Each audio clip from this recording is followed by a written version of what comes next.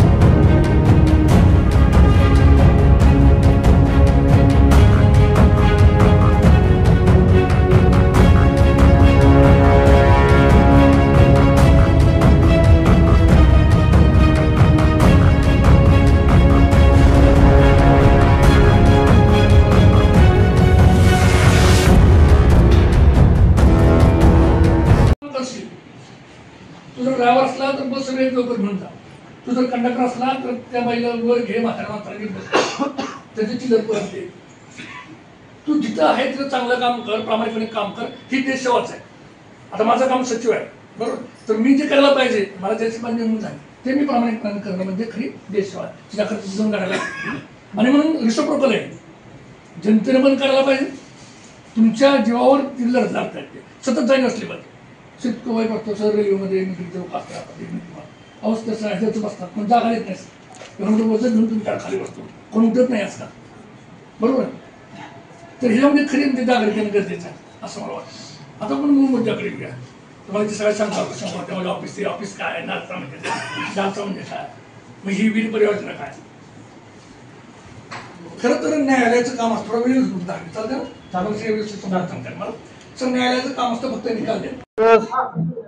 शौर्य दिवसानिमित्त उपस्थित विधी व न्याय विभागाचे सचिव देशपांडे साहेब, निवासी उपजिल्हाधिकारी व वीर नारी वीर माता, उपस्थित सर्व आजी माजी सैनिक कार्यालय नांदेड येथे आज उपस्थित होते। या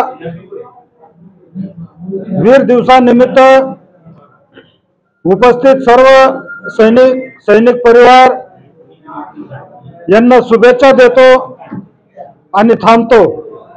29 सप्टेंबर शौर्य दिन पूर्ण भारत देशामध्ये साजरा केला जातो। आजच्या दिवशी उडी सेक्टरवर जो हमला झाला होता उग्रवाद्यांचा, आणि त्या बदल्यामध्ये भारताचे जे भारतीय सैनिक होते त्यांनी पाकिस्तानमध्ये जाऊन त्यांच्या हद्दीमध्ये घुसून ह्या भ्याड हमल्याचा बदला घेतला होता सर्जिकल स्ट्राईकद्वारे। त्याची शौर्यगाथा सामान्य जनतेपर्यंत पोहोचण्यात यावी ह्याकरता जिल्हा सैनिक कल्याण कार्यालयातर्फे आजच्या दिवशी 29 सप्टेंबरला शौर्य दिन म्हणून साजरा करण्यात आला होता। या ठिकाणी निवासी उपजिल्हाधिकारी तथा जिल्हा सैनिक कल्याण अधिकारी माननीय श्री किरण आंबेकर साहेब अध्यक्ष होते ह्या कार्यक्रमाचे आणि प्रमुख पाहुणे म्हणून विधी सेवा प्राधिकरणचे सचिव माननीय शरद देशपांडे साहेब आणि ॲडव्होकेट शीतल गायकवाड मॅडम सुद्धा प्रमुख पाहुणे म्हणून स्थापित झाल्या। या ठिकाणी वीर नारी, वीर माता पिता आणि संपूर्ण जिल्ह्यातील माजी सैनिक उपस्थित होते। माजी सैनिक संघटनेचे वेगवेगळे पदाधिकारी, अधिकारी पण, अध्यक्ष पण उपस्थित होते आणि सर्वांनी हा शौर्य दिन साजरा केला आणि सामान्य जनतेपर्यंत ह्यांचं महत्त्व जावं, सामान्य जनतेला कळावं म्हणून हा दरवर्षी पूर्ण भारत देशामध्ये आजचा 29 सप्टेंबर हा शौर्य दिन म्हणून साजरा करण्यात येतो। जय हिंद। 29 सप्टेंबर 2016 या दिवशी भारतीय हवाई दलाने आंतरराष्ट्रीय सीमा पार करून जे आपले शौर्य दाखवले त्या शौर्याच्या एक स्मरणार्थ त्यांच्या कार्याला सलाम देण्यासाठी हा 29 सप्टेंबर शौर्य दिवस साजरा केला जातोय।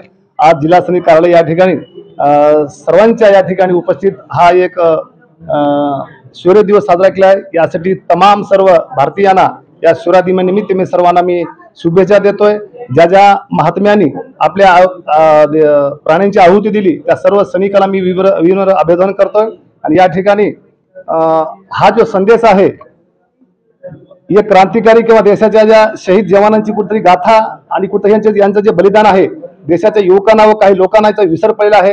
मला वाटतं जिल्हा सैनिक कार्यालय नसेल तर भारताच्या प्रत्येक कानाकोपऱ्यामध्ये हा दिवस साजरा व्हावा यासाठी मी सर्वांना या मीडियाच्या माध्यमातून विनंती करतो। या ठिकाणी थांबतो। जय हिंद, जय महाराष्ट्र, जय संविधान।